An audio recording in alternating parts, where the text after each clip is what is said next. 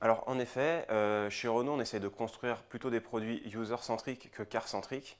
On va s'y prendre de plusieurs manières. On va d'abord travailler sur la phase de conception avec deux paramètres. Le premier paramètre, ça va être que quand on va concevoir une nouvelle fonctionnalité, on va aller la tester. On a tissé des partenariats avec plusieurs concessions Renault autour du site sur lequel on évolue. Et quand on va avoir une nouvelle fonctionnalité ou sur laquelle on va avoir une maquette, c'est-à-dire un visuel qui représente cette fonctionnalité, on va aller en concession, la montrer à un panel d'utilisateurs référents et ceux-ci vont nous donner leur avis entre une version A et une version B. Donc ça nous permet, avant même de démarrer les développements du produit digital, d'avoir une idée sur la version que les utilisateurs préfèrent, aussi bien en termes de couleur que de typographie, que de fonctionnalité pure. Ça nous permet vraiment de recentrer le produit au niveau utilisateur et pas qu'il soit basé uniquement sur des convictions internes au sein même de notre équipe ou au sein de l'équipe managériale.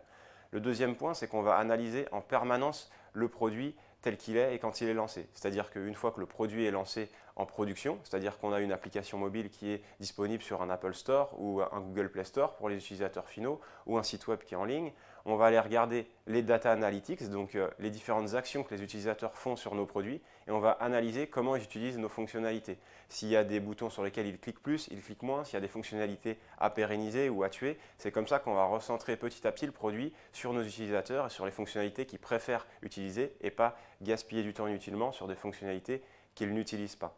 En effet, également chez Renault, historiquement, on était plus centré sur le véhicule et pas sur l'humain.